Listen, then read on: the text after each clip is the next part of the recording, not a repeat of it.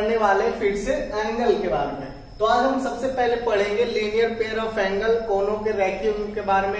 Secondly पढ़ने वाले हैं वर्टिकली अपोजिट एंगल, शीर्षाभिमुख कोण के बारे में। और लास्टली हम पढ़ने वाले हैं angle form by parallel lines, मतलब समांतर रेखाओं से बने कोनों के बारे में। तो वीडियो को लास्ट तक जरूर देखिएगा ताकि बहुत अच्छे से समझ में आए। तो without wasting of time let's start. तो हम सबसे पहले पढ़ने वाले हैं कोनों के रेखीय कोण के बारे में, लीनियर पेयर ऑफ एंगल के बारे में। तो क्या होता है ये, इसको अगर हम डिफाइन करना चाहें तो कैसे करेंगे। तो जब एक रेखा होता है तो उस रेखा पर, उस लाइन पर जब ये किरण रे खड़ी होती है तो इस पर जो दोनों कोण बनते हैं, दोनों साइड कोण जो बनते हैं, इन दोनों कोण का जो एडिशन होता है, योग होता है, जोड़ने पर हमें कितना प्राप्त होता है 180 डिग्री। तो यही इसका डेफिनेशन हो सकता है कि इसका जो आसन्न कोण बनता है, एडजेसेंट एंगल जो बनते हैं, इस उभयनिष्ठ भुजा का जो आसन्न कोण बन रहा है, यहाँ पे जो एडजेसेंट एंगल बन रहा है, तो इन एंगल का जो ऐड होगा, योग होगा, वो कितना होगा 180 डिग्री। इसका यही डेफिनेशन है। तो इससे रिलेटेड क्वेश्चन आते हैं। किस तरीके से क्वेश्चन आता है कि सपोज आपके पास ये लाइन रहेगी और एक किरण इस पर आएगा और एक तरफ मान लीजिए 40 डिग्री या 45 कोई भी डिग्री बन रहा है, तो पूछा जाएगा आपसे कि इस तरफ का कोण कितना बनेगा। तो मैंने बता रखा है कि जब एक रेखा होता है और उस पर एक किरण पड़ती है तो दोनों कोणों का योग, दोनों एडजेसेंट एंगल का योग जो एडिशन होगा वो कितना होगा 180 डिग्री। तो सिंपली ये यहाँ पे 40 डिग्री है तो इधर कितना होगा 180 में 40 घटाएंगे 140 डिग्री। अगर आप इसको डिटेल्स में बनाना चाहते हैं तो आप इस तरीके से बना सकते हैं कि angle AOC plus angle BOC बराबर 180 डिग्री। किससे? Linear pair of angle. तो आपको पता है कि AOC तो आपको नहीं पता, मान लीजिए AOC x डिग्री तो BOC कितना हो जाएगा 40 डिग्री। और इन दोनों का योग कितना होता है, दोनों एडजेसेंट एंगल का जो जोड़ने पर हमें कितना प्राप्त होता है 180 डिग्री। तो यहाँ पे देख सकते हैं 40 डिग्री इधर प्लस में, उधर जाएगा तो माइनस में, इधर x बच जाएगा 180 डिग्री। यहाँ पे 40 डिग्री क्या है प्लस में, इसका साइन क्या है प्लस का, उधर जाएगा तो माइनस का। आपको पता होना चाहिए कि बराबर में जिस उस साइड हम किसी भी अंक को भेजते हैं तो उसका साइन बदल जाता है। तो यहाँ पे प्लस है तो उधर जाने के बाद माइनस हो जाएगा। तो 180 डिग्री में से 40 घटेगा तो 140 डिग्री आपका आंसर आ जाएगा। तो आई होप समझ में आ गया होगा। तो इस टाइप का आपका क्वेश्चन पूछा जा सके। मैंने 2 क्वेश्चन और लिया है ताकि आपको लीनियर पेयर ऑफ एंगल से रिलेटेड कोई भी क्वेश्चन दिमाग में नहीं रहे। तो सबसे पहले हम ए को बना के देखते हैं। तो सबसे पहले ए में देख सकते हैं कि हमारे पास एंगल AOC कितना डिग्री है 120 डिग्री और एंगल BOC यहाँ पे 3x दिया हुआ है। तो अब हमको पता करना है कि यहाँ पे फाइंड द वैल्यू x, यहाँ पे x का यहाँ पे मान ज्ञात करना रहेगा। तो आप किस तरीके से करेंगे, तो सेम जैसे मैंने पहले बताया उसी तरीके से करेंगे। इन दोनों को ऐड करना पड़ेगा। तो angle AOC plus angle BOC को जोड़ने पर कितना आएगा 180 डिग्री। और यहाँ पे आपको लिखना पड़ेगा कि ये आपने किस रूल के अनुसार, किस नियम के अनुसार यहाँ पे 180 डिग्री लिखा। तो आपको यहाँ बताना पड़ेगा कि लीनियर पेयर ऑफ एंगल। यहां लिख देने से टीचर को पता चल जाता है कि आपने इस रूल के अनुसार यहाँ पे ये लिखा। और आपको पता है कि आपका AOC कितना है 120 डिग्री और एंगल BOC कितना है 3x डिग्री और इसको जोड़ने पर कितना आना चाहिए 180 डिग्री। आप देख सकते हैं यहाँ पे 120 डिग्री, आगे कुछ नहीं है। कुछ नहीं मतलब कि किस चीज का साइन है, प्लस का साइन है। तो उसको हम दूसरी साइड भेजेंगे तो वो क्या हो जाएगा माइनस का साइन। तो 180 डिग्री में से 120 डिग्री जाएगा तो कितना बचेगा 60 डिग्री। अब बच गया 3x। तो हम क्या करेंगे, इधर 3x यहाँ पे मल्टीप्लाई होता, 3 में x क्या है मल्टीप्लाई है। तो जब हम उस साइड भेजेंगे तो मैंने बताया कि जो हमारा साइन होता है वो चेंज हो जाता है। तो मल्टीप्लाई का साइन चेंज होकर क्या हो जाता है डिवाइड में। तो 3 से डिवाइड होगा। तो अगर हम 3 से कट करेंगे तो कितना बार में कटेगा 20 बार में। तो x का मान कितना आ गया हमारा 20 डिग्री। तो हम हमारा यही पूछ रहा था find the value of x, तो x का मान हमारा कितना डिग्री आ गया 20 डिग्री। अगर आपसे पूछा जाए कि x का मान कितना है तो 20 डिग्री आ गया। तो आपको ये समझ में आ गया होगा कि किस तरीके से आया। क्वेश्चन पर जाएंगे, इसमें भी क्या कर रहा है find the value of x, x का मान याद करना है कि x का वैल्यू क्या होगा। आप चाहें तो यहाँ पे एंगल भी निकाल सकते थे पिछले की तरह, और पिछले वाले क्वेश्चन में कितना आंसर आया था 20 डिग्री, यहाँ पे x का मान। तो आपसे पूछ सकता था कि चलिए x का मान तो निकल गया, आप इस पूरे एंगल का मान बताइए। तो x को मल्टीप्लाई करेंगे 3 से, तो x का वैल्यू कितना था 20, तो 23 से कितना होता है 60, तो यहाँ पे कितना एंगल हो जाता 60 डिग्री। तो उसी तरीके से आप यहाँ पे x का मान भी निकाल सकते हैं और पुट भी कर सकते हैं टोटल वैल्यू। तो किस तरीके से करेंगे, तो हमारे पास AOC का वैल्यू कितना है 6x और BOC का वैल्यू कितना है 3x। तो चलिए बना के देखते हैं। तो सेम उसी तरीके से बनाएंगे, angle AOC plus angle BOC बराबर 180 degree, linear pair of angle. आप लिख सकते हैं लीनियर पेयर ऑफ एंगल से। उसके बाद क्या करेंगे, AOC का वैल्यू कितना था 6x प्लस BOC का वैल्यू 3x बराबर 180 डिग्री, है ना। उसके बाद आप जोड़ने आता होगा, 6x में 3x जोड़ेंगे तो 9x आएगा, 9x 180 डिग्री। उसके बाद आप यहाँ पे मल्टीप्लाई है, उधर भेजने पर हमको क्या आएगा डिवाइड, x बराबर 180 डिग्री बाई 9। अब डिवाइड करने आता है 20 डिग्री, यहाँ पर फिर से 20 डिग्री x का वैल्यू आ गया। तो आप x का वैल्यू अगर पूछ रहा तो सिंपली x का वैल्यू बता दे। अगर आपसे पूछ दे कि यहाँ पे एंगल का मान बताइए तो आप वो भी निकाल सकते हैं। यहाँ पे 6x है तो आप जान रहे हैं कि 6 मल्टीप्लाई x का वैल्यू कितना आ रहा है 20 डिग्री, तो 6 2 जा 120 डिग्री, तो इधर आ जाएगा 120 डिग्री। अब इसका अगर हम निकाले तो कितना आ जाएगा 3x, तो कितना हो जाएगा 3 मल्टीप्लाई 20 डिग्री, तो 3 2 जा 6 60 डिग्री, तो इधर आ गया 60 डिग्री। तो इस तरीके से आप वैल्यू निकाल सकते हैं। तो बेसिकली इसी टाइप से आपका लीनियर पेयर ऑफ एंगल में क्वेश्चन पूछा जाता है। तो आई थिंक आप कोई किसी भी टाइप का क्वेश्चन दिया जाए आप लीनियर पेयर ऑफ एंगल का क्लियर कर सकते। तो हम पढ़ने वाले हैं वर्टिकली अपोजिट एंगल। तो वर्टिकली अपोजिट एंगल किससे बनता है, इंटरसेक्टिंग लाइन के द्वारा। तो इसमें क्या होता है, सिंपली इसमें 4 एंगल बनते हैं। आप देख सकते हैं यहाँ पे 4 एंगल बन रहे हैं, यहाँ पे आप 4 एंगल बन रहा है, ठीक। तो 4 एंगल बन रहा है तो सिंपली क्या होता है कि जैसा कि नाम से ही पता चल रहा है शीर्षाभिमुख कोण, मतलब कि शीर्ष के सामने वाला कोण।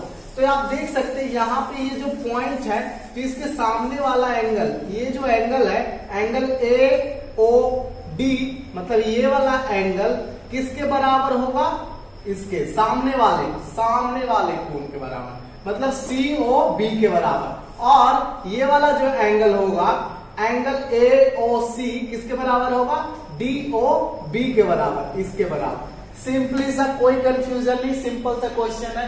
आप अगर कह सकते हैं कि आप एक एंगल दिया हुआ रहेगा, आपसे पूरा एंगल निकाल सकते हैं। आप सिंपली रफ बना देता है मैंने, ABCD, यहाँ पर देख सकते हैं कि O इस पॉइंट को मैंने नाम दिया है। आप अगर यहाँ पे एक एंगल दिया हुआ रहेगा, मान लीजिए आप यहाँ पे दिया हुआ है 30 डिग्री, तो अगर आपसे पूछा जाए कि सारा एंगल का मान बताइए, सारा एंगल को निकाल के बताइए, तो एक तो शॉर्टकट आप बता सकते हैं, ओरली बता सकते हैं, आपको कोई कैलकुलेशन करने की जरूरत नहीं है, आप मुंह से बता सकते हैं, और दूसरा आप कैलकुलेशन करके भी बता सकते हैं।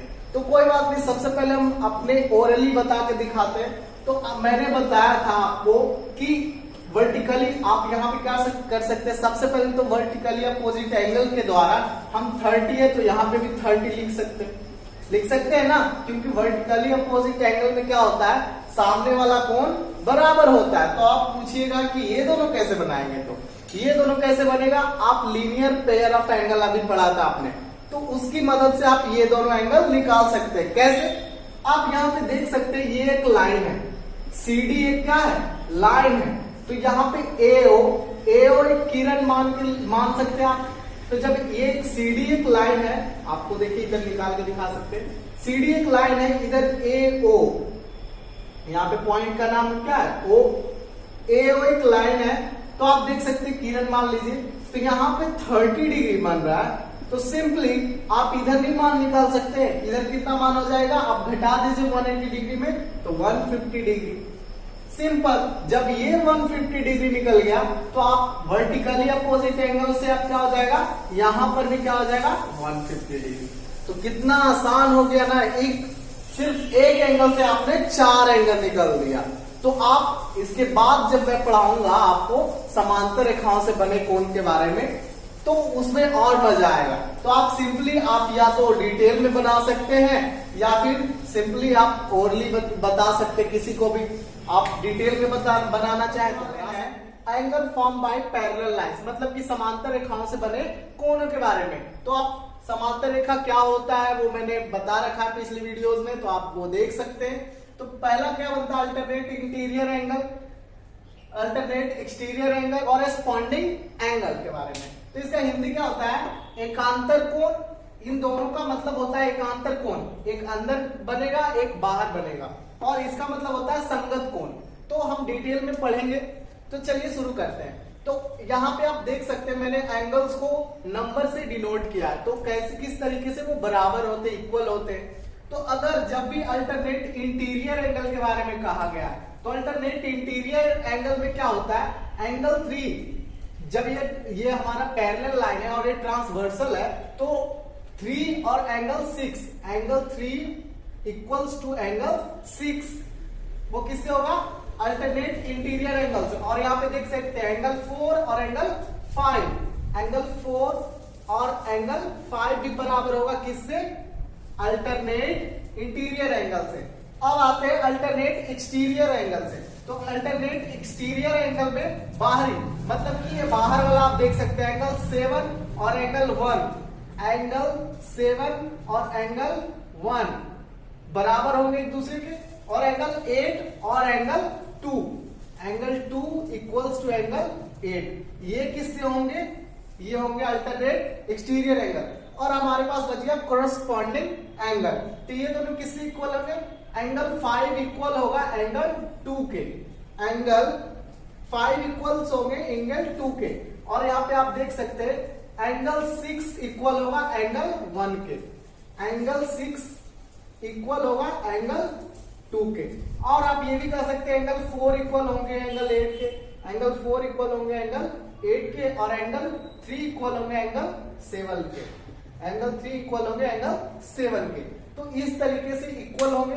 तो आपको कंफ्यूजन हो रहा होगा क्या क्या है, तो आपको एक क्वेश्चन देते हैं ताकि अच्छे से समझ में आ जाए कि कहाँ पे कौन सा ये क्वेश्चन हमें बनाना है। इसमें सिर्फ एक ही क्वेश्चन दिया गया है और यहाँ पे जो 8 एंगल्स थे और सारा निकालना है, तो हम किस तरीके से निकालेंगे, तो इस निकालने के लिए हमें इन तीनों का यूज करना पड़ेगा, और पहले जो मैंने 2 पढ़ाया उसका भी यूज करेंगे। तो किस तरीके से देखते हैं, तो यहाँ पे आप देख सकते हैं 25 डिग्री है, तो यहाँ भी 25 डिग्री होगा।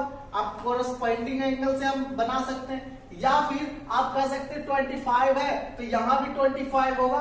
किस तरीके से, अल्टरनेट एक्सटीरियर एंगल से, या फिर बोल सकते हैं आप वर्टिकली अपोजिट एंगल। मैंने बताया कि जब दो रेखा एक दूसरे को काटती है, तो ये लाइन ए लाइन एक दूसरे को काट रही है, तो ये 25 डिग्री, तो ये भी 25 डिग्री।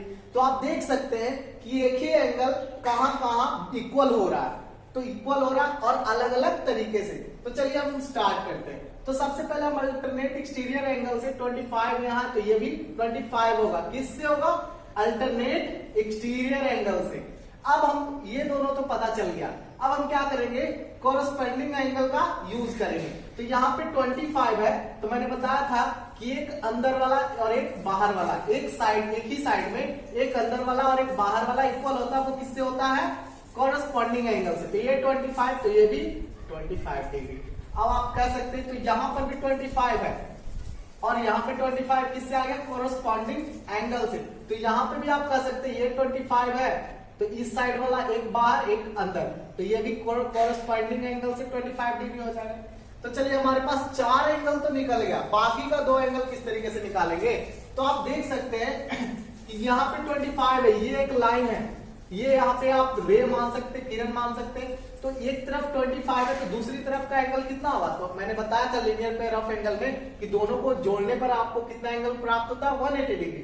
तो एक तरफ है सॉरी 25 डिग्री, तो दूसरी तरफ क्या होगा 180 डिग्री में हम घटाएंगे 25 डिग्री, तो कितना आ जाएगा 5 और 5 यानी 155 डिग्री। तो हमारे पास इधर कितना आ गया 155 डिग्री। तो आप देख सकते हैं ये 155 डिग्री, तो ये भी 155 डिग्री हो सकता है। बट हम वर्टिकली अपोजिट एंगल का ना यूज करके हम कर सकते हैं अल्टरनेट एक्सटीरियर एंगल का यूज। तो अल्टरनेट एक्सटीरियर एंगल का यूज करेंगे तो ये 155 है, तो ये भी 155 डिग्री हो जाएगा। अब आप देख सकते हैं 155 डिग्री है, तो इसके ऊपर वाला यानी कोरस्पॉन्डिंग एंगल से ये भी क्या हो जाएगा 155 डिग्री। अब आप बच गए ये, तो आप कर सकते सिंपली जब ये इक्वल है तो ये भी इक्वल होगा किससे अल्टरनेट एक्सटीरियर एंगल। तो आई होप आपको ये सारा जो मैंने तीनों पढ़ाया linear pair of angle corresponding, तो मैंने तीनों पढ़ाया जो angle form by parallel lines या फिर वर्टिकली अपोजिट एंगल या फिर लीनियर पेयर ऑफ एंगल बहुत अच्छे तरीके से समझ में आया होगा। तो इन तीनों के बाद आई डोंट थिंक कि आपको कोई भी क्वेश्चन एंगल से छूट जाएगा।